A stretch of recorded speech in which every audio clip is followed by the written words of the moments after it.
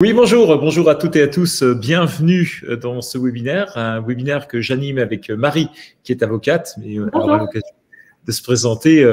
On va parler aujourd'hui en fait de la façon d'acquérir une entreprise, une activité, si on veut être un petit peu plus concret et un peu plus vaste, puisqu'on va voir deux grands points qui sont l'acquisition par le biais du fonds de commerce et par le biais des parts sociales.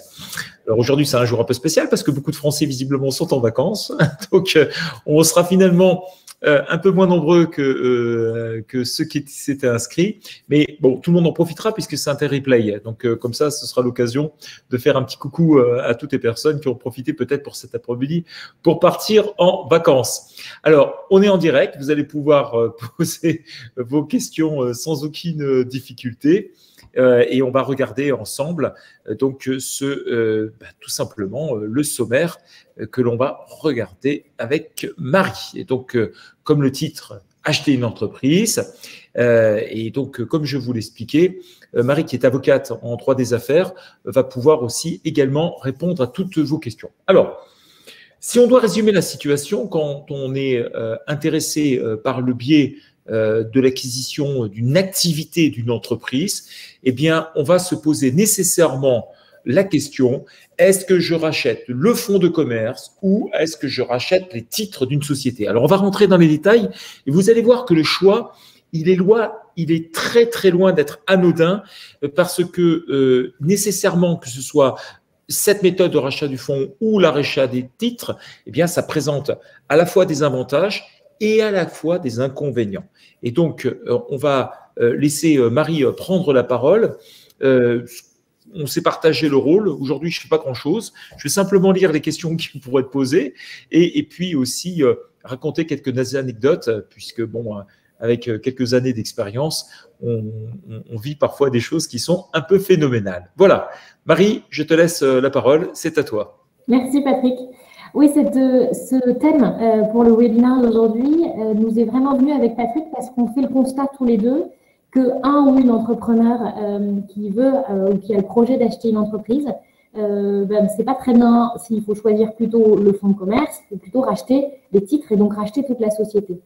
Ce qu'on vous propose aujourd'hui, c'est tout d'abord de voir ce qu'est un fonds de commerce et quelles sont les étapes du processus d'acquisition. Et puis, on fera pareil pour les titres de société, avec l'objectif de pouvoir identifier les différences, les avantages et les inconvénients de chacun, sachant que tout s'applique dans un ensemble à une situation, ça c'est évident. Et puis, on va essayer aussi de mettre le doigt sur des points de vigilance sur lesquels il faut vraiment faire très attention. Alors, un fonds de commerce, qu'est-ce que c'est? Il n'y a pas de définition légale ou pas vraiment de définition juridique. En fait, on définit un fonds de commerce comme une universalité de choses. C'est un ensemble d'éléments corporels et d'éléments incorporels. Les éléments corporels, c'est comme le nom l'indique, c'est des choses qui font corps, qu'on peut toucher. Donc, c'est du mobilier, ça va être les stocks, les marchandises, l'outillage, le matériel, tout ce qui est affecté à l'exploitation commerciale, les tables, les chaises, les frigos, les fours, la caisse enregistreuse, voilà, tout ce qui est corporel. Mais c'est aussi composé d'éléments incorporels et c'est presque à ce niveau-là que la notion de fonds de commerce est la plus précise et plus importante. Parce que dans les éléments incorporels, eh bien, on va retrouver la clientèle. Et en fait, la clientèle, parfois, elle peut presque se suffire à elle seule pour définir le fonds de commerce dont il est question. La clientèle, c'est l'élément peut-être le plus fort dans un fonds de commerce. Mais on n'a pas que la clientèle. On va avoir le droit au bail parce qu'un fonds de commerce, en général, c'est exploité dans un local et le local peut faire l'objet d'un bail commercial. Donc, il existe un droit au bail pour pouvoir avoir ce bail commercial. Ça va être aussi tous les éléments de propriété intellectuelle, des marques, pourquoi pas des brevets, et puis l'enseigne, le nom commercial. Tout ça, ce sont des choses qui ne sont pas palpables, qui sont donc incorporelles, mais qui, avec les autres éléments corporels, constituent un ensemble, et c'est cela, le fonds de commerce. Alors, ce qui est important aussi, c'est que le fonds de commerce, on le définit parce que ça n'est pas. Il y a des exclusions, il y a des choses qui ne rentrent pas dans le fonds de commerce, et donc, qui ne font pas l'objet du transfert, qui ne sont pas vendus dans le cadre du transfert de fonds de commerce. C'est les immeubles. Jamais, quand vous achetez un fonds, vous ne pourrez récupérer les immeubles. C'est par principe les contrats. Alors, on va voir dans un instant qu'on peut prévoir quand même que certains contrats rentrent. Mais je trouve que c'est déjà intéressant de comprendre que quand on achète un fonds de commerce, on n'achète pas les contrats. Donc, on n'achète pas les contrats de travail. Donc, les salariés ne suivent pas, en théorie, ne suivent pas le fonds de commerce. Des contrats de prestation, des contrats fournisseurs, des contrats d'assurance, ça ne suit pas, sauf si on prévoit le fonds de commerce. Et puis, ce qui est très important, c'est que les créances et les dettes attachées à l'activité ne suivent pas non plus, puisqu'ils ne font pas partie du fonds. Et là, c'est intéressant parce qu'on voit déjà un premier avantage, c'est qu'il y a certaines choses qui peuvent être très négatives à l'activité, comme des dettes, qui ne vont pas être cédées et être transférées dans le cadre de la cession du fonds. Donc, un avantage ici, c'est qu'on peut aménager dans une certaine limite, mais on peut essayer d'aménager et de prévoir des éléments et puis d'en exclure d'autres. Un inconvénient qu'on aura tous compris, c'est qu'il faut être très vigilant sur ce qu'on met dans cette notion de fonds de commerce au moment de la cession et ce qu'on n'y met pas. Et parce que ça n'est pas forcément automatique et il faut absolument penser à tous les éléments qui pourraient composer le fonds, parce qu'il ne faut pas qu'une fois que la cession est faite, on se trouve à discuter avec le vendeur, cet élément, non, pour moi, cette table-là ou ce bureau n'était pas dans le fond. Ah si, pour moi, il était dans le fond. Et ça peut amener à des discussions assez dérangeantes une fois que la cession est faite. Alors, je vais raconter une anecdote sur ce point qui nous est arrivé. Moi, j'étais dans le camp de l'acquéreur et c'était le rachat d'un restaurant qui faisait office de bar également. Et lorsque la cession s'est faite par le biais d'un notaire, tout le monde s'était mis d'accord sur les immobilisations et la surprise, quelques mois plus tard, dès l'ouverture, il y a un brasseur qui est venu au sein du restaurant récupérer son matériel qui était censé être la propriété puisque mon client les avait achetés et il s'avérait en fait, à juste titre, qu'en soulevant la caisse enregistreuse, en soulevant la machine à café, c'était bien marqué en grand propriété du brasseur. C'est-à-dire que le brasseur laissait du matériel à disposition parce que il avait un contrat avec l'ancien propriétaire, mais mon client avait décidé de travailler sans brasseur et donc la personne venait récupérer ses biens. Autant vous dire que la discussion a été serrée avec le notaire puisque l'argent était encore bloqué et qu'on s'est précipité chez le notaire pour lui dire qu'il y avait une gourde qui avait été faite énorme. C'est-à-dire que les immobilisations qui avaient été vendues n'appartenaient pas au cédant, mais appartenaient en fait au brasseur. C'est des choses toutes bêtes qui peuvent malheureusement arriver. Et tout le monde s'était bien gardé de le dire. Il y a d'autres choses aujourd'hui maintenant sur lesquelles il faut faire attention, c'est que de plus en plus les immobilisations qui sont utilisées par les entreprises ne sont pas nécessairement leur propriété. Beaucoup sont en location, on le voit nécessairement avec les voitures ou des crédits baux, notamment pour les ordinateurs. Je pense notamment à Apple, par exemple, qui met en location désormais ses ordinateurs et qui ne les vend même plus. Et quand vous faites l'acquisition d'une entreprise, d'un fonds de commerce et que vous pensez que vous allez avoir ces immobilisations quasiment gratuitement inclus dans le prix dont vous faites l'acquisition, parfois grosse surprise parce que en fait ce sont des contrats qui vont avec et vous pouvez les reprendre mais vous savez que vous allez devoir payer en plus, ça ne va pas revenir gratuitement au sein de votre entreprise. Donc il faut toujours se méfier de ce que l'on voit, mais il faut encore plus se méfier de ce que l'on ne voit pas. Ça, c'est un point qui est important. Et puis aussi, ce que j'aime bien dans l'exclusion, ce que tu as marqué, Marie, des dettes. Tu as marqué les dettes, celles qui étaient connues, bien évidemment, mais où il y a aussi les dettes qui ne sont pas connues. Je pense notamment que quand vous faites l'acquisition d'un fonds de commerce, si le cédant, 2 ans après, se prend un problème lié à l'administration fiscale, notamment des pénalités, etc., ce ne sera pas à vous de payer puisque vous avez bien fait le distinguo par le biais du fonds de commerce. Vous n'avez pas acheté, non seulement vous n'avez pas acheté la dette là, mais vous n'achetez pas non plus les dettes que le cédant pourrait avoir un jour. Et donc, on en discutera tout à l'heure avec notamment les sociétés qui soulèvent un petit peu plus de difficultés en la matière.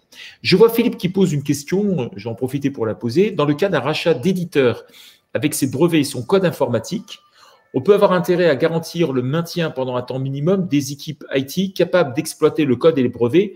On peut se protéger comment dans ce cas? Tu vois, c'est amusant, Marie, parce que tout à l'heure, on discutait de situations comme ça, d'acquisition de fonds de commerce, et dans lequel, là, Philippe souhaiterait savoir comment il peut se protéger du départ éventuel des équipes IT s'il en fait l'acquisition, quoi. Alors ça, on va le voir juste après. Philippe qui marque qu'il n'est pas participé à la répétition. Non, mais tout a été très bien répété apparemment. Alors, effectivement, on va en parler tout de suite parce que maintenant qu'on a compris ce qu'était le fonds de commerce et ce que ça n'était pas, on va voir les étapes qui sont les 3 étapes. Je pense qu'on peut vraiment les regrouper en 3 étapes de tout ce processus d'acquisition. Alors, et donc on parlera de la question de Philippe à ce moment-là. Tout d'abord, la première étape, qui peut être très courte ou très longue, c'est l'étape, tout ce qui est pré-contractuel, c'est-à-dire avant le jour où on signe le contrat de cession. C'est donc en fait des négociations. On appelle l'équipe pour parler.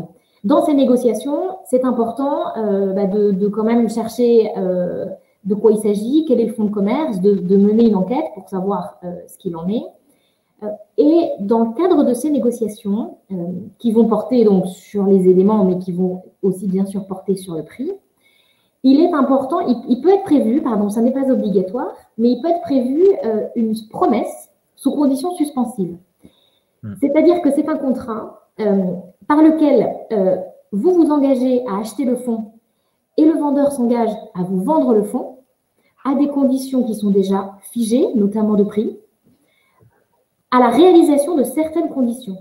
Et c'est intéressant de le prévoir lorsque vous avez envie d'acheter ce fonds, mais qu'il y a des choses dont vous avez besoin et vous ne savez pas encore si ça va arriver ni quand ça va arriver.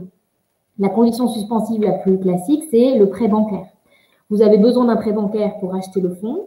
Le temps que la banque regarde le dossier, émette l'offre et signe le document, ça peut prendre du temps et on n'a pas forcément envie que le fonds de commerce nous passe sous le nez. Donc, on peut signer une promesse qui va bloquer, qui va sécuriser les négociations et en attendant que, sous la condition suspensive du prêt, en attendant que le prêt soit accordé. Quand le prêt est accordé, tout est levé et là, la vente va pouvoir avoir lieu.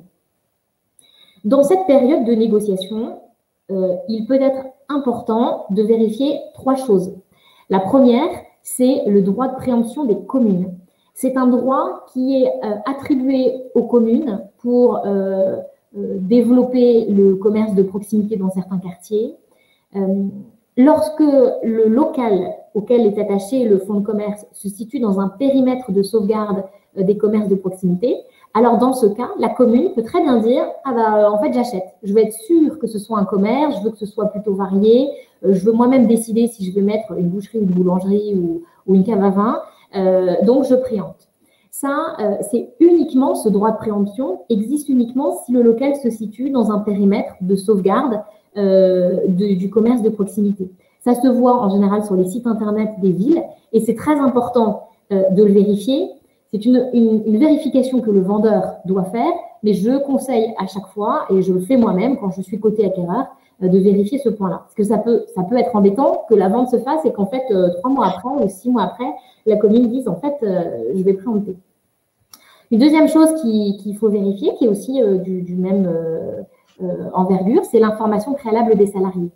Si l'activité a des salariés, il faut les informer, c'est le vendeur qui doit le faire, mais à nous, acquéreurs, de le vérifier. Le vendeur doit informer ses salariés qu'il va vendre et les salariés ont la possibilité d'émettre une offre si ça leur plaît, une offre d'achat, sachant que le vendeur n'est jamais obligé de leur vendre pour autant. Mais c'est une information à laquelle il faut penser. Et puis la dernière chose qu'il faut vérifier, là c'est une obligation légale, c'est les privilèges et nantissements. C'est un document que l'on peut obtenir en demandant au greffe qui nous indique si le fonds de commerce a fait l'objet de garanties particulières. Et c'est assez fréquent parce que quand la banque prête de l'argent pour acheter un fonds de commerce, c'est assez souvent qu'elle nantit le fonds. C'est-à-dire que si on ne paye pas, elle ira se servir sur le fonds. Ça lui donne une sûreté, une garantie. Et donc, à nous, acheteurs, de vérifier qu'il n'y a pas de nantissement, ou s'il y a un nantissement, de demander à ce qu'il soit levé au moment où on va l'acheter, pour qu'on ne se retrouve pas à avoir nos comptes à régler avec une banque pour un prêt qui ne nous concerne absolument pas. Donc ça, c'est des points de vigilance auxquels il faut penser et qu'il faut penser, bien sûr, dans cette étape avant de signer, prêt contractuel. Alors, la deuxième étape, c'est la vente en elle-même. Le contrat doit être écrit et c'est à ce moment qu'on va en profiter pour écrire concrètement tous les éléments qui vont concerner le fonds, donc tous les éléments qui vont faire l'objet de la cession. Et moi, ce que je fais quand j'interviens surtout pour un acquéreur, mais quand j'interviens dans une cession de fonds de commerce, j'aime bien faire ça souvent sous forme d'annexe et d'indiquer la valeur de chaque élément. Parce que je trouve que ça permet de revoir une dernière fois la liste des éléments, revérifier leur valeur, et c'est un moyen de vérification supplémentaire. C'est le moment, lors de la rédaction du contrat, de prévoir les exclusions, ce que je comprends et ce que j'exclus. Et c'est à ce moment aussi où on peut décider d'insérer certains contrats. Et parce qu'on voudrait récupérer certains contrats. Et c'est là où ça peut être intéressant de vouloir garder des salariés. Et donc, de dire, j'achète le fonds de commerce et à l'intérieur de ce fonds de commerce, je voudrais que les contrats de travail de toute cette équipe, par exemple l'équipe IT, restent là. Et donc, ça fait l'objet de la cession et tout est transféré en même temps. Voilà auquel moment, lorsqu'on se décide à acheter un fonds de commerce, voilà à quel moment est-ce qu'on va prévoir que des salariés ou une équipe pourra rester avec nous acquéreurs. Et puis, un dernier point qui, là aussi, est un point de vigilance important. La loi oblige le vendeur d'un fonds de commerce à mettre toute sa comptabilité des 3 derniers exercices à la disposition de l'acquéreur. Il faut absolument demander communication de cette comptabilité et il faut y penser parce que la communication n'est pas obligatoire, simplement c'est mis à disposition. Et il faut absolument regarder ce qui se passe parce que Patrick, je pense, le confirmera. En regardant les chiffres, on peut se rendre compte quand même de beaucoup de choses. Moi, j'ai quelques exemples en tête, notamment des boulangeries qui, lorsqu'elles cèdent leur activité, c'est généralement un pourcentage du chiffre d'affaires.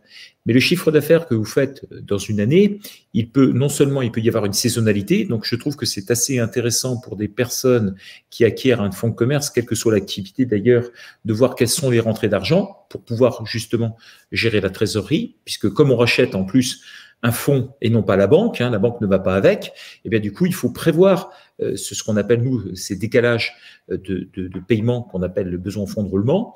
Et une petite anecdote encore, un boulanger qui vendait et puis il avait oublié de dire à son client, enfin à l'acquéreur, il avait oublié de lui dire qu'une grande partie de son chiffre d'affaires ne se faisait pas dans la boulangerie, mais se faisait à l'extérieur, c'est-à-dire qu'il livrait la préfecture, il livrait des restaurants, il livrait effectivement des écoles.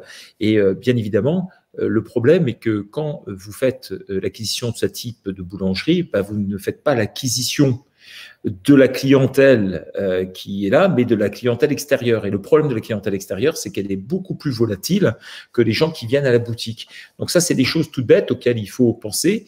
Et c'est vrai que la comptabilité, parfois, paraît un petit peu basique dans le sens où on se dit, oh, oui, c'est du chiffre d'affaires, c'est du chiffre d'affaires. Eh bien, la qualité du chiffre d'affaires a aussi son importance au moment où on rachète une boutique. Voilà, très exactement. Je pense, Marie, que la question de Philippe, elle est au-delà du fait de reprendre les salariés, c'était surtout la peur que les salariés s'en aillent. Je pense que c'était ça, plus exactement. Alors, effectivement, c'est une bonne question, parce que c'est vrai qu'on peut prévoir tout d'un point de vue juridique que les salariés vont suivre. On ne peut en revanche jamais interdire un salarié de quitter l'entreprise et de démissionner. En revanche, je pense qu'on pourrait aménager ça peut-être sur le prix.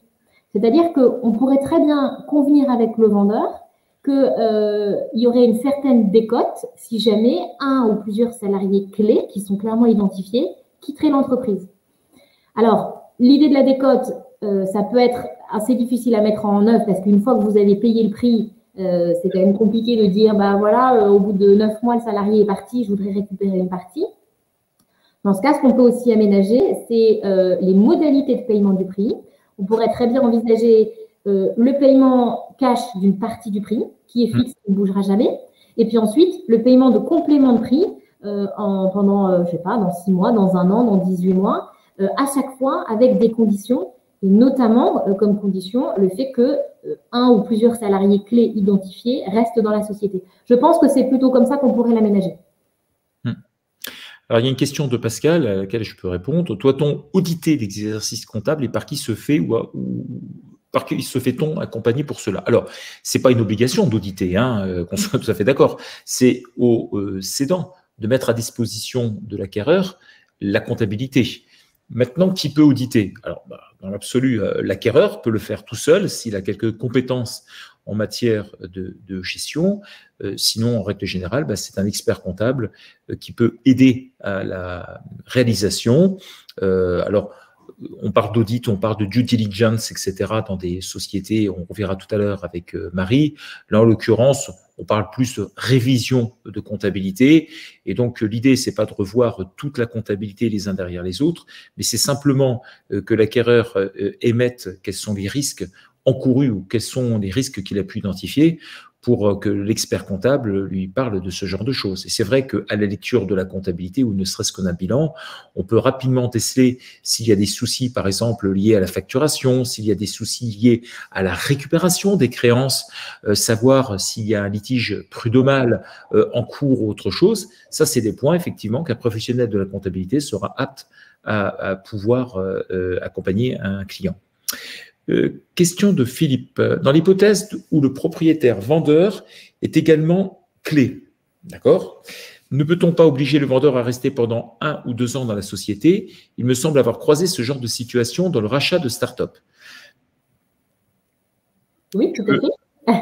Je te laisse répondre, Marie, vas-y. Oui, tout à fait. Alors souvent, le vendeur était dirigeant de l'entreprise et on peut très bien lui demander de rester dirigeant ou du moins salarié de l'entreprise. Alors, attention, s'il était salarié, c'est toujours pareil, on ne peut pas l'interdire de quitter parce que le droit du travail veut que le salarié soit libre. En revanche, s'il était dirigeant, on pourrait acheter l'entreprise, quelle que soit l'opération choisie, en lui demandant de demeurer dirigeant, avec certaines fonctions qu'on peut d'ailleurs aménager, restreindre ou augmenter, et prévoir toujours aménager ça sur la notion du prix. Alors, soit avec les modalités qu'on voyait tout à l'heure quand il s'agit d'un fonds de commerce, soit avec une décote sur le rachat de ces titres, en disant on rachète les titres à un prix faible si jamais il s'en va, encore plus faible s'il s'en va dans la première année, un peu moins faible s'il s'en va au bout de 2 ans, etc. Donc, tout ça, ça peut être mis en place. Et c'est mis en place au niveau du prix. Ok, Pascal qui pose une question à laquelle je vais répondre. Le vendeur m'indique une mise en suspens de son dernier bilan suite au décès soudain de son comptable. Alors, de façon très concrète, si ce comptable était un expert comptable, je rappelle, ça a quand même son importance. Si c'était le cas, généralement, les cabinets d'expertise comptable ne restent que très rarement sans expert comptable. Pourquoi? Parce qu'il y a toujours quelqu'un, généralement le conseil régional de l'ordre des experts comptables qui se saisit, qui nomme un expert comptable qui va en catastrophe essayer de sortir cette situation. Rapidement, le portefeuille est cédé en règle générale. Et donc, Pascal, alors sauf si c'est arrivé il y a 1 mois ou 2 mois, mais ce n'est pas normal qu'une entreprise ne puisse pas avoir un bilan. D'ailleurs, vis-à-vis du centre des impôts, ça va soulever des difficultés. Et donc, il faut généralement attendre que la situation se décoince pour le faire. Sinon, Pascal, vous pouvez vous faire aider d'un professionnel également qui, lui, va reprendre et peut-être donner un coup de main au vendeur pour pouvoir arrêter son bilan, tout simplement. Après, il faudrait rentrer dans le détail pour mieux répondre à cette question. Voilà, bon, mais super. Ok. Alors, on passe à la 3e étape qui est pas forcément la plus amusante. Donc, je vais essayer de la passer assez rapidement. Une fois que le contrat est signé, il y a toute une phase de formalité qu'il faut impérativement réaliser. Tout d'abord, il faut soumettre l'acte à l'enregistrement de l'administration fiscale. Donc, on envoie l'acte au service des finances publiques, qui en profite pour vérifier que tout s'est bien passé, que tout lui semble plutôt normal, et en profite naturellement pour imposer la vente à un droit d'enregistrement. Ce droit d'enregistrement, il se calcule de la façon suivante. Il y a un abattement sur les 23 000 €. On parle de la valeur du fonds, du prix, très concrètement. Et puis, entre 23, et ça fonctionne ensuite par tranche, entre 23 000 et 200 000, c'est 3%, et au-delà de 201 €, c'est imposé à 5%. Ensuite, on a des démarches de publicité à faire pour que le monde entier, ou on va peut-être dire au moins la France entière, puisse être au courant et informé qu'il y a eu une session de fonds de commerce. On verra pourquoi juste après. La publicité, on l'a fait à 2 endroits. Dans un journal d'annonces légales, c'est un journal qui a en général en fin de page des annonces légales de ce type et qui est habilité pour cela. Et puis, ce qu'on appelle le BODAC, le bulletin officiel des annonces civiles et commerciales, qui est aussi une autre forme de publicité et qui est gérée par le greffe. Ces deux publicités, elles vont faire partir un délai de 10 jours qui est un délai qu'on appelle d'opposition. C'est un délai pendant lequel les créanciers du vendeur vont pouvoir s'opposer à la vente. Grâce à la publicité, ils sont au courant que le fonds de commerce est vendu. Donc, ils comprennent bien que le vendeur, s'il se sépare de son fonds de commerce, il ne reste plus grand-chose. Donc, il ne va plus rien avoir pour payer son créancier. Et donc, le créancier peut dire « Ah, mais je m'oppose à la vente. Parce que moi, j'ai une créance, je veux être payé de cette créance. Et donc, si besoin, je me ferai payer sur le fonds de commerce ou sur le prix du fonds de commerce. » Alors, tout cela, c'est indolore pour l'acquéreur, puisque l'acquéreur, il paye au moment où il signe, ou en fonction des modalités. En revanche, c'est très important pour le vendeur, puisque le vendeur, il ne récupère pas son prix tout de suite, il doit attendre ce délai d'opposition. Finalement, avec la durée des publicités, surtout en ce moment, sachant que tous les greffes ont beaucoup de retard de l'année 2020, ça peut prendre en fait plusieurs mois. Et donc, c'est vrai que le vendeur doit attendre en général entre 3 et 6 mois pour récupérer son prix de vente. Et pour sécuriser tout cela, on demande par sécurité, ce n'est pas obligatoire, mais c'est quand même préférable, moi je le recommande systématiquement, on demande à une personne de se constituer séquestre. Moi je le fais par exemple, j'ouvre un établissement spécialisé fait pour les avocats, un compte, et ce compte reçoit le prix qui est payé par l'acquéreur. Et une fois que le délai d'opposition est passé, que tout s'est bien passé, alors je prends l'argent et je le verse au vendeur. Alors, plusieurs points, Marie. Le premier, c'est que les droits d'enregistrement sont relativement élevés. On va le voir tout à l'heure, parce que quand on acquiert un fonds de commerce qui vaut, par exemple, je ne sais pas moi, 1 million d'euros, on va payer 5% quand même. Donc, ce n'est pas complètement neutre comme situation. Ça, c'est le premier point. Le second, également, c'est que l'argent ne tombe pas tout de suite dans la poche. Hein. Tu disais que lorsque tout était bien fait, que les centres des impôts avaient bien fait le document comme quoi ils ne s'opposaient pas à la vente, patati patata, mine de rien, s'il y a quand même un grain de sable qui coince, eh bien, l'argent peut mettre 6 mois pour arriver dans les poches du cédant. C'est quand même quelque chose dont il faut tenir compte. Oui, tout à fait. Alors, j'ai 2 questions. Jacques, bonjour. Comment évaluer la valeur réelle du fonds de commerce? Alors, ce n'est pas tellement le sujet, Jacques, parce que c'est une question qui est très délicate, très difficile. Il y a des métiers dans lesquels c'est un pourcentage du chiffre d'affaires. Je pense notamment à des métiers comme les boulangers, mais aussi ceux des experts comptables ou des avocats, par ailleurs, où c'est souvent le prix qui est fixé en fonction du chiffre d'affaires. Et puis d'autres, c'est en fonction en fait de la rentabilité d'une entreprise. Donc là, c'est extrêmement compliqué. Il y a des valeurs qui sont déterminées par l'administration fiscale, qu'on retrouve, mais qui ont été abandonnées depuis les années 80, je crois, de mémoire. Et puis après, il y a tous les évaluateurs, il y a plein de personnes qui sont capables de vous aider dans ce genre de choses. Mais à la fin, comme je le dis, il y a toujours une différence entre la valeur et le prix. La valeur, c'est la somme à laquelle chacun peut croire. Et donc, j'aurais tendance à dire qu'il y a autant de valeurs qu'il existe d'évaluateurs. Par contre, il y a un seul prix, c'est sur lequel les personnes se mettent d'accord pour acheter et vendre. Et comme moi, je dis souvent, quand on dit qu'il y a un rapport gagnant-gagnant, je dis toujours il y a un rapport perdant-perdant. C'est-à-dire que quand on achète, on a toujours la sensation qu'on aurait dû acheter moins cher et celui qui vend, il a toujours la sensation qu'il aurait dû vendre beaucoup plus cher. Et c'est à partir de ce moment-là où ce rapport perdant-perdant arrive que tout le monde se met d'accord parce que cette amertume disparaît rapidement au bout de 15 jours à peu près. Et donc là, on sait que c'était le bon deal, entre parenthèses, qui pouvait être fait. Donc voilà ce que je pouvais dire, Jacques, dessus. Il faudrait carrément faire un webinaire à part entière sur la valorisation des entreprises. Philippe, ça c'est une question pour toi, Marie. Philippe, qui a le pouvoir de vendre la société? Le gérant, le président? Alors le CA, je suppose pour le conseil d'administration, je suppose que ça doit être dit. Dans ce cas auquel je pense, c'est un éditeur de logiciel en société anonyme. J'imagine que c'est le conseil d'administration, la SA.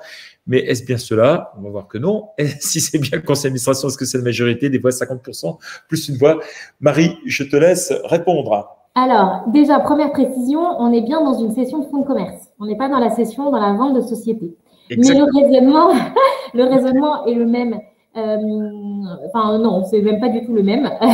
Là, on est vraiment sur la notion du fonds de commerce. Alors, en fait, j'ai envie de répondre, tout dépend de ce qui a été prévu.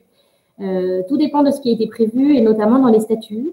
C'est vrai qu'un acte de disposition d'un actif de la société, parce qu'en fait, le fonds de commerce, c'est quelque chose qui peut être intégré dans une société, dans une structure, et donc ça appartient à cette structure. C'est tout à fait possible que le gérant ou le président, selon la forme, ait le pouvoir de décider de la disposition, de la cession d'un tel actif. Et puis, c'est aussi possible que finalement, ce soit une décision qui doit être autorisée par la collectivité des associés. Et dans ce cas, il est en général prévu quelle est la majorité. Si rien n'est prévu, c'est la majorité qui fonctionne. Mais tout cela est aménagé dans les statuts, éventuellement dans un pacte d'actionnaires. Autre question de Philippe. On a parlé des débiteurs qui peuvent faire opposition, mais est-ce qu'un actionnaire peut aussi faire opposition? Alors, seul un créancier peut faire opposition, c'est-à-dire celui qui détient une créance sur, on va dire, sur l'entreprise, c'est-à-dire que l'entreprise doit lui payer quelque chose.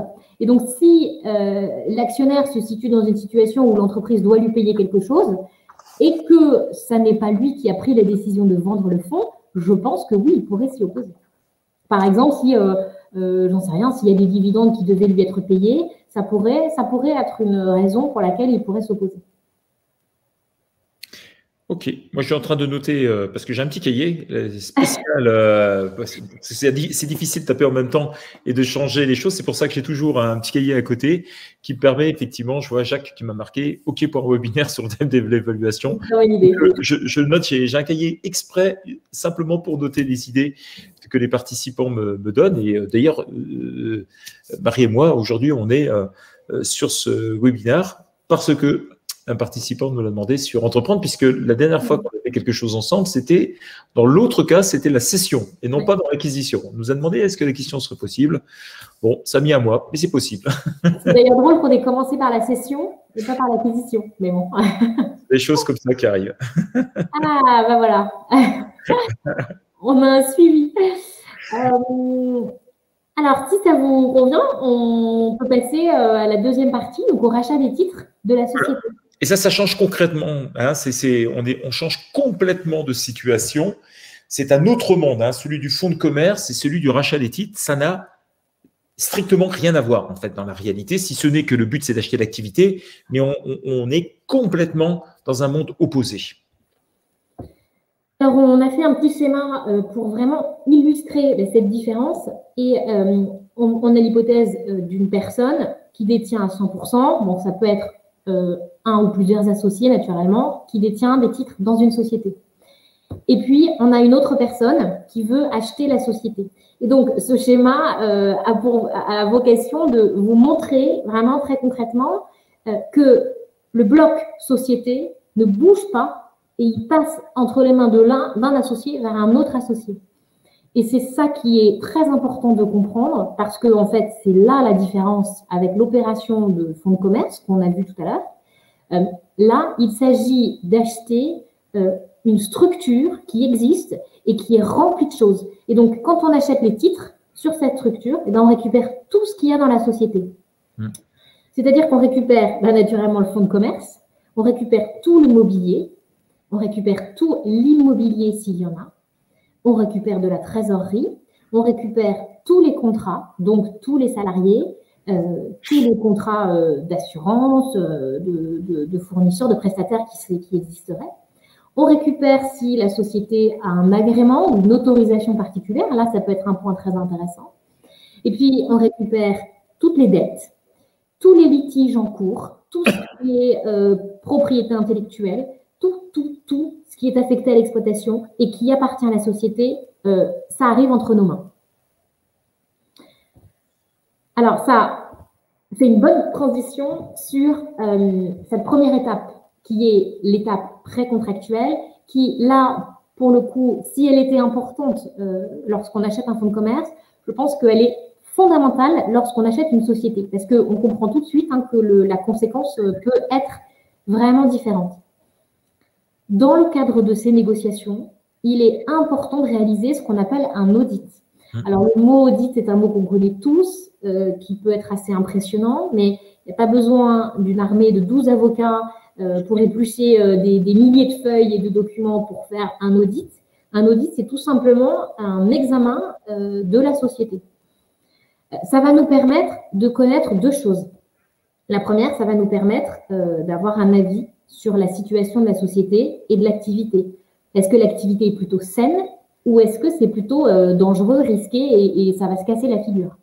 Est-ce que les choses ont été bien faites ou est-ce que le gérant a fait des fautes de gestion qu'il va falloir rattraper? Il y a des dettes énormes qui vont arriver, il y a encore des déclarations qui n'ont pas été faites. Ça, c'est une première chose. La deuxième chose, ça va aussi nous permettre de savoir quelles sont les conditions de transfert des titres. Quand l'associé est tout seul, comme dans le schéma qu'on vous a montré, ça ne pose pas vraiment de problème. L'associé unique décide de vendre ses titres, personne ne va l'embêter. Mais si on est dans la situation où il y a plusieurs associés, ils ont pu mettre en place plusieurs conditions. Par exemple, un agrément, c'est-à-dire qu'il faudrait qu'ils autorisent tous ou à la majorité que les titres nous soient vendus, ou alors une préemption, c'est-à-dire que si les titres nous sont vendus, un associé peut dire non, en fait, moi, je vais racheter les titres en priorité. Et donc ça, c'est important aussi de le savoir et de le savoir assez tôt, parce que ça peut déjà générer un conflit une fois que la cession est faite, si on ne s'en était pas rendu compte, et puis ça peut considérablement compliquer les choses. Donc cet audit, il s'agit de faire une analyse, de regarder tous les éléments comptables, les éléments juridiques, les éléments contractuels, les litiges qui existeraient, etc. Tout ce qui concerne la société. Et à la fin ou en cours de ces négociations, il est aussi possible de prévoir une promesse sous conditions suspensives. Les conditions suspensives peuvent être de toute nature. On retrouve la condition classique du prêt bancaire, bien sûr, mais il pourrait aussi être envisagé de prévoir des conditions qui sont venues en fonction de l'audit qu'on a fait. Si on se rend compte, par exemple, dans l'audit que le dirigeant n'a pas déclaré les impôts des 2 derniers exercices, on pourrait très bien mettre dans les conditions suspensives « j'achète », mais il fait la déclaration, il paye les impôts des 2 derniers exercices. Ça peut être des idées et des choses auxquelles on pourrait penser pour nous protéger quand même et sécuriser la chose au moment où on va acheter. Alors, je crois qu'il y a pas mal de questions qui sont arrivées. Non, pas spécialement. Et Gérald qui pose la question, dans le cas d'un prêt pour financer le rachat, est-il nécessaire de créer une holding et à quel coût? On reviendra peut-être après dessus. Je pense que ce sera plus simple. Alors, Jacques, quels documents sont nécessaires pour réaliser l'audit? Tout dépend de la nature de l'audit, voilà, tout simplement. C'est un peu compliqué, mais on peut en parler.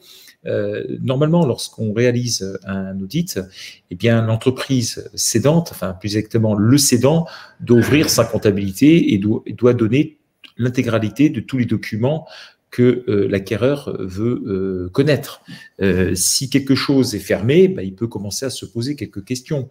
Mais encore une fois de plus, dans l'audit, ce qu'on appelle pour les anglo-saxons la due diligence, très exactement, c'est un moyen de réviser et d'identifier quelles sont les zones de risque.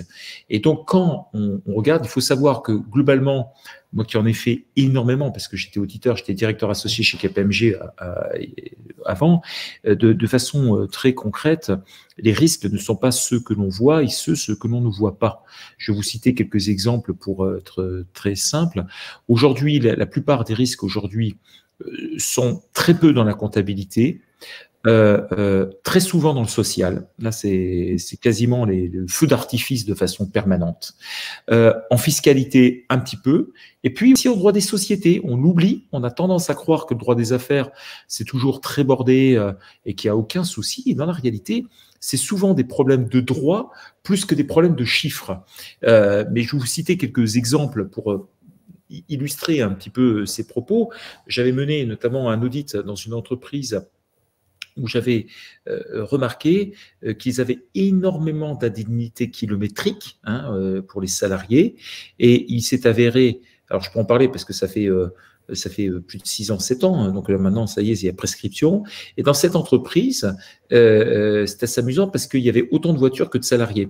Donc on comprend, je leur avais demandé, mais comment est-il possible d'avoir des indemnités kilométriques? Et en fait, de façon très concrète, il s'est avéré que dans cette entreprise qui cédait, eh bien, au lieu de verser des bulletins de salaire, ils avaient tendance à donner des indemnités pour ne pas être soumis à charges sociales, revenus salariales, charges patronales, impôts sur revenus. J'avais fait quand même une évaluation et on s'était rendu compte qu'on dépassait allègrement les 150 000 euros en cas de rattrapage. Donc, vous voyez, le risque social est souvent, dans les entreprises françaises, le premier risque, à mon sens. La fiscalité, droits des affaires, le second. Et puis, en dernier, la comptabilité, parce qu'il est rare que la compta, il y ait des éléments majeurs qui viennent perturber, en tous les cas, l'audit. C'est relativement rare. Ça arrive avec parfois des perceptions qui sont un peu différentes. Je pense notamment des entreprises qui ont tendance à se faire plus belles qu'elles ne le sont réellement, c'est-à-dire à constater des charges, ce qu'on appelle des charges constatées d'avance pour augmenter le produit alors qu'il n'existe pas, ou au contraire dire que ça a été vendu alors que le bien n'a pas été livré, ou encore voir des immobilisations là où il n'y en a pas, c'est-à-dire qu'on dit tiens, j'ai construit tel logiciel, etc., ça va rapporter de l'argent, et puis on s'aperçoit que finalement ça donne strictement rien du tout, et donc ça aurait dû être passé en charge plutôt qu'en immobilisation. Donc voilà les risques comptables qui peuvent exister. Là encore, l'audit, c'est un vrai métier, j'aurais tendance à dire, que les experts comptables et les commissaires aux comptes peuvent réaliser. Ça fait partie des missions à part et dans lequel l'acquéreur doit nécessairement délimiter avec le professionnel quelles sont les zones de risque et qu'est-ce qu'il veut voir très exactement. Puisque dans un audit, on ne peut pas tout voir, mais en tous les cas, on doit regarder là où ça peut éventuellement faire mal. Alors, je vois qu'il y a une question. Philippe, dans l'hypothèse de Marie où on constate qu'une dette n'a pas été payée, alors le vendeur va payer avec la trésor de la société. Donc, ça ne change rien de faire payer avant rachat ou payer après rachat, à condition d'avoir identifié la dette dans l'évaluation de la société. Tu vois, Marie, ce dont il s'agit, par exemple, quelqu'un, je suppose que c'est ça la question de Philippe, et je comprends tout à fait son raisonnement. Si aujourd'hui une dette n'est pas payée, que ce soit l'acquéreur, enfin le cédant qui la paye avec la trésor ou que ce soit l'acquéreur, ça ne changera rien puisque ce sera toujours la société qui va la payer. Et peut-être que l'idée de Marie, ou peut-être que c'est ça, c'était de voir si une dette n'avait pas été constatée. C'est peut-être ça aussi. Ça peut arriver aussi. Alors oui, tout à fait, effectivement. Finalement, ça ne change rien que ce soit payé avant ou après. Tout dépend en fait de la nature de la dette. Moi, quand je parle de dette, c'est très large. On peut aller jusqu'à, je ne sais pas, l'existence d'un contentieux en cours, par exemple, un contentieux avec un salarié. Si la société se fait condamner, ça peut constituer une dette. Donc, ça pourrait être aussi un moyen de purger ça et de dire, OK, bon, j'achète, mais à condition que le litige soit terminé ou se termine bien. Donc, dans la notion de dette, il faut voir aussi ce qu'on comprend dedans. OK. Super, on continue. Et je pose, Gérald, je ne t'ai pas oublié. Et Yvan, à très bientôt. Alors, on va passer à la deuxième étape. Donc, c'est la vente. Encore une fois, il est bien sûr préconisé de mettre un contrat par écrit, dans lequel, première chose à faire, c'est de purger toute question de préemption et d'agrément. C'est ce dont je parlais tout à l'heure. C'est-à-dire qu'il faut vraiment s'assurer que ma vente mon acquisition ne pourra jamais être remise en question, au moins par les associés, si on est dans l'hypothèse où la société est détenue par plusieurs associés. Ça, c'est une première chose. Le contrat, il va bien sûr prévoir, identifier la société, les titres, le nombre de titres qu'on acquiert, et puis le prix. Et lorsqu'on aborde la question du prix, c'est là où on va aussi aborder la question des modalités de paiement de ce prix. Et il y a énormément de choses qui peuvent être faites. On peut payer le prix intégralement, on peut le payer en plusieurs fois, mettre en place un crédit vendeur, on peut mettre en place aussi un prix qui se fait avec une partie fixe et puis une partie en complément. Ces compléments pouvant être indexés sur différentes choses, de la trésorerie, l'issue d'un contentieux, je ne sais pas, le nombre de biens acquis, enfin, ça dépend de l'activité.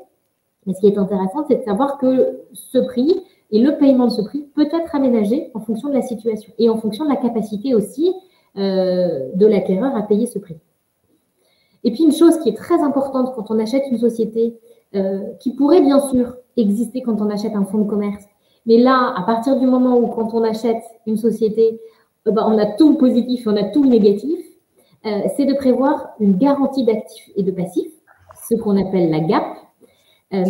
Alors, la GAP, c'est un document qui permet de protéger celui qui achète contre une réduction d'actifs ou une augmentation de passifs de la société qui interviendrait après la cession, donc une fois que l'acheteur a acheté, mais qui trouve son origine avant la cession. C'est-à-dire que par des choses qui ont été faites dans la société avant d'acheter, pour lesquelles moi, acheteur, je n'ai absolument rien à voir, il se passe, les conséquences, si vous voulez, interviennent après la cession. Et je refuse, moi, acheteur, de payer les conséquences de choses alors que je n'étais pas là au moment de l'origine de ces éléments. Et donc, on prévoit une garantie d'actifs et de passifs et on dit que si jamais ces choses interviennent, donc si jamais il y a une réduction de passifs, une réduction d'actifs ou une augmentation du passif, eh bien, c'est le vendeur qui va venir en prendre la responsabilité. Ça peut se concrétiser de plusieurs façons. Soit c'est à nous d'évaluer le préjudice qui est subi et ensuite d'en demander le paiement au vendeur. Soit ça peut s'imputer sur le prix si jamais on avait prévu le prix avec différentes modalités et différents compléments de prix. La garantie d'actifs et de passifs, pour finir là, elle est intimement liée à l'audit qui aura été réalisé. Parce que quand on réalise un audit, on prend connaissance de choses. En général, ce sont des choses, du coup, pour lesquelles on va accepter de les prendre. On va acheter la société en connaissance de ces choses que l'on a vues dans l'audit. La GAP, elle nous permet justement d'être protégés sur tout ce que nous n'aurions pas vu dans le cadre de l'audit. Et c'est là que ça peut être très intéressant et pertinent de prévoir une GAP. Alors, est-ce une assurance? Combien coûte-t-elle? Comment y souscrit-on? Sur une période de combien de temps couvre-t-elle le passif? C'est un contrat. Donc, dans un contrat, on prévoit ce qu'on veut. On peut prévoir une durée qu'on veut. Tout va faire l'objet d'une négociation. Hein, donc, on peut prévoir 15 ans, mais le vendeur, lui, il va dire non, 5 ans maximum. Et c'est vraiment un contrat qui est, en général, qui peut même faire partie du contrat de vente, ou alors qu'on met en annexe. Ça peut être vraiment quelque chose de global. C'est un contrat, donc on y prévoit les modalités qu'on veut. On y exclut ce qu'on veut et on y intègre ce qu'on veut. C'est liberté contractuelle. Et on peut faire une garantie de la garantie. Et on peut faire une garantie de la garantie. Et on peut dire, on met une somme sous séquestre qui sera libérée dans 3 ans ou dans 5 ans, sur laquelle je pourrais prélever si jamais il y a quelque chose qui intervient au titre de la garantie. Exactement. Donc Pascal demande comment le contrat on peut l'entériner, par quelle entité, marquer notaire, point d'interrogation. J'aurais tendance à dire avocat. Ouais. Non pas parce qu'il y a Marie, qu'on soit tout à fait d'accord, mais aujourd'hui les avocats rares. Alors, s'il y a des notaires qui m'occultent, ils vont me fusiller. Mais concrètement, il est rare que les notaires soient des professionnels de la cession des sociétés. C'est relativement rare. Je connais quelques-uns, mais c'est très rare. Les avocats qui se sont spécialisés comme Marie dans les cessions des entreprises sont, à mon sens, tout à fait adaptés pour pouvoir justement non seulement monter ces contrats, mais de surcroît bloquer l'argent. Tu parlais effectivement des sommes qui peuvent être bloquées, des garanties de la garantie, on appelle ça. Et là, la caisse, enfin, tout ce qui est lié au monde des avocats est quand même quelque chose de très rodé. Exactement, d'autant plus que nous, les avocats, nous avons depuis quelques années la possibilité de faire un acte d'avocat. C'est en fait, on vient contresigner le document. Donc, par exemple, la GAP, chacune des parties la signe et nous, on appose notre signature en tant qu'avocat. Et ça lui donne une force supplémentaire qui est très, très proche de l'acte authentique du notaire. Il ne faut vraiment pas se priver de cet acte qui est quasiment inviolable, incassable. Philippe, la GAP a-t-elle une limitation dans le temps? Est-ce qu'un problème qui apparaît au bout de 3 ans peut être couvert par la GAP? C'est le risque. C'est à nous d'évaluer ça. C'est à nous de prévoir une durée. La durée fait bien sûr l'objet d'une discussion avec le vendeur. Et puis, une fois qu'on est hors GAP, on est hors GAP, malheureusement. Philippe qui repose une question. Est-ce que le séquestre a un coût pour le vendeur ou pour l'acheteur? Alors ça, pareil, en général, ce sont des coûts qu'on met à la charge de l'acheteur, mais en fait, ce n'est pas forcément un coût distinct, ça fait partie de l'opération dans sa globalité. Mais c'est pareil, on est vraiment en matière de contrat, de négociation, donc tout peut faire l'objet d'une discussion. Si on veut que ce soit pris en charge par le vendeur, on peut aussi le demander. OK. Alors, une fois que la vente est signée, on retrouve nos fameuses formalités qui sont un peu plus allégées cette fois-ci. On a simplement 2 choses à faire. La première, c'est l'enregistrement. Donc, on envoie encore une fois l'acte à l'administration fiscale qui en profite au passage pour prélever un droit d'enregistrement. On peut voir sur le tableau que le droit d'enregistrement est quand même, dans certains cas, plus intéressant que lorsqu'il s'agit d'une cession de fonds de commerce. En tout cas, il dépend de la forme de la société, selon qu'on a une SARL, une SAS ou une SCI. Et puis, en même temps, dès que l'acte est signé, il faut le notifier à la société. Les conditions de notification sont généralement prévues par les statuts. Et c'est intéressant d'aborder ce sujet parce que la notification à la société va permettre de faire savoir à la société qu'une cession est intervenue au niveau de ses titres. Et donc là, on comprend bien que tout ce qui se passe au niveau des titres de la société, c'est un rang au-dessus. Ça n'intéresse que les associés entre eux. Ça n'est pas censé intéresser la société qui, elle, comme on le voyait au début, ne bouge pas et passe simplement de main en d'autres mains. Quid pour une SA, c'est aussi 0,1%. Oui. Oui. On est tout à fait d'accord. SA, SAS, mais c'est vrai que le SA, ça se voit de moins en moins quand même. Hein. C'est une espèce, on voit de disparition. Hormis les sociétés cotées en bourse, on voit de moins en moins de sociétés anonymes. OK. Et bien voilà. Alors, on reviendra dessus. Je vais quand même répondre à la question de Gérald qui se posait notamment une question sur, je vais peut-être en profiter pour de faire un partage d'écran. Je vais faire une petite chose là, parce que j'ai ouvert quelque chose, notamment sur la holding. C'était une question de holding. Et notamment, Gérald, ta question, c'était est-ce qu'il y a une nécessité absolue de monter une société holding? La réponse est non, ce n'est pas obligatoire.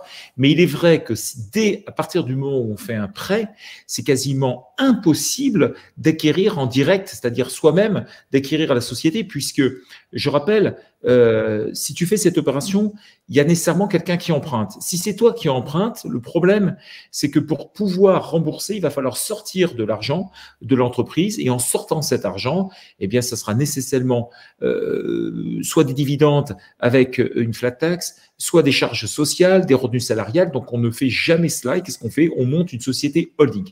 Et donc, cette holding, de façon très concrète, c'est là où on va mettre de l'argent. C'est cette société qui va lui permettre de pouvoir emprunter de l'argent auprès de la banque. Et la holding, ensuite, pour pouvoir rembourser l'emprunt, parce qu'elle va avoir besoin, elle a 2 solutions. Soit elle peut envoyer des factures à partir du moment où il y a une vraie prestation, bien évidemment, ou tout simplement quelque chose qui se fait de façon plus concrète, eh bien, c'est de remonter des dividendes, tout simplement. Et donc, on bénéficie soit par le régime d'une intégration fiscale, soit par le biais d'un régime société mère qu'on a systématiquement dans ces cas-là. On remonte des dividendes une fois par an ou plusieurs fois par an, tout dépend de la vitesse à laquelle l'exercice se clôture, et on remonte de l'argent dans la société holding, et ces dividendes sont quasiment non imposables. Si je prends un exemple de 100 000 euros que je remonte de la SAS à la société holding, eh bien, ça coûtera la holding au maximum 750 euros d'impôt sur les sociétés. Donc voilà, Gérald, en quelques mots, la situation pour bien expliquer l'intérêt d'une holding et la façon dont on revoit systématiquement les choses. Je reviens, voilà. Philippe, en cas de cession de fonds de commerce, il reste donc au vendeur à dissoudre sa société. Oui, Philippe, parce que du coup, si le vendeur a vendu son fonds de commerce et qu'il n'y a plus d'activité, ben, il se retrouve avec une société, à lui de faire le nécessaire pour dissoudre l'activité ou lui donner une autre activité. Voilà, tout à fait. Raphaël, peut-on monter une holding SAS ou SARL mère avec une société fille SAS à l'impôt sur le revenu?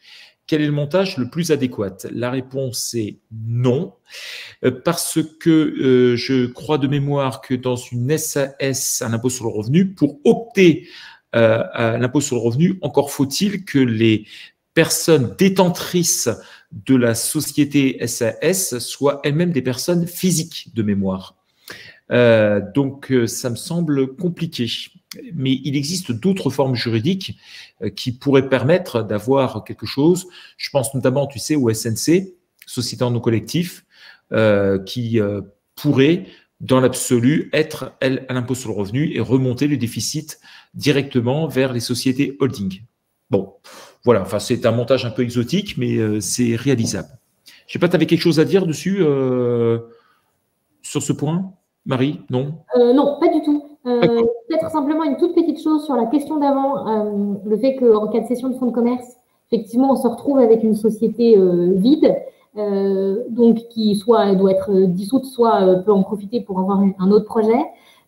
C'est pour ça qu'en fait, notre webinaire, on l'a plutôt orienté comme étant une question que se posait l'acquéreur, mais c'est ce que je disais encore tout à l'heure, c'est aussi une décision qui appartient au vendeur, et déjà, rien que cela, le fait de savoir si on achète le fonds de commerce ou si on achète les titres, c'est déjà le premier point de négociation avec le vendeur. Raphaël qui pose une question très intéressante. Le vendeur peut-il garder la société en ayant vendu son fonds de commerce, donc il n'y a plus d'activité, a priori, pour bénéficier des détentions de 2 ans ou 3 ans en holding? Alors, je pense que là, il y a peut-être une petite confusion. Raphaël, c'est deux choses. Si ta société holding détient une société en bas et qu'elle cède la société, soit sous 2 ans, soit sous 3 ans, ça dépend si ça a été fait par le biais d'une création ou par le biais d'un apport. Et bien dans ces cas-là, en cas de cession, après 2 ou 3 ans, la holding ne sera pas imposée sur la totalité de la plus-value. D'accord? C'est ça dont il s'agit. Et cette détention, avec cette durée, va permettre à la société holding d'économiser 88% de la plus-value, très exactement. OK? Donc voilà. Donc c'est pour ça que ça, c'est un point. Alors, je suppose que l'autre question, c'est de se dire, si je vends mon fonds de commerce dans la société fille, dans ces cas-là, c'est encore un autre régime. Et dans ces cas-là, c'est un régime sur une durée de 5 ans. Si on est en dessous de 300 000 euros, je crois de mémoire, jusqu'à 500 000, où on peut avoir des exonérations. Mais c'est quelque chose d'un petit peu plus compliqué, Raphaël. Et dans ces cas-là, l'argent qui pourrait être économisé dans la société fille pourrait remonter dans la société mère, toujours de la même manière. Alors, je ne sais pas, Raphaël, on fait. Bon, Philippe, on va bientôt arrêter. Merci. Gérald, si le vendeur vend pour partir en retraite, a-t-il plus d'intérêt à vendre le fonds de commerce ou les actions? Eh bien, Gérald, je pense que pour un vendeur aujourd'hui en France, normalement, si la cession se fait sur des sommes qui dépassent, par exemple, les 500 000 euros, l'intérêt de vendre en société et ne pas vendre le fonds de commerce. Par contre, si on vend en dessous, par exemple, s'il a 300 000 euros, que ça fait plus de 5 ans qu'on l'a, etc., franchement, ça ne changera pas fondamentalement la donne. OK. Bon, j'en profite effectivement pour donner les coordonnées de Marie. Hein. Si vous avez besoin, n'hésitez pas en tous les cas à faire appel à Marie. Marie, un petit mot pour la fin. Merci à tous. C'était très agréable de faire ça avec vous. En plus, il y a eu des questions tout au long du webinaire, donc c'était vraiment très animé. Voilà, à votre disposition si jamais vous avez des interrogations sur ce sujet. Super. Moi, j'ai juste à vous souhaiter un excellent week-end qui se prépare, là, chaud et ensoleillé. Enfin, si vous êtes à Lyon, en tous les cas, c'est comme ça qu'on voit les choses. Et puis, d'ici là, un grand merci à vous tous. Grand merci à Marie pour sa présentation qui était super claire. Et je vous dis à très bientôt et on se termine sur un air de disco. Ciao, ciao!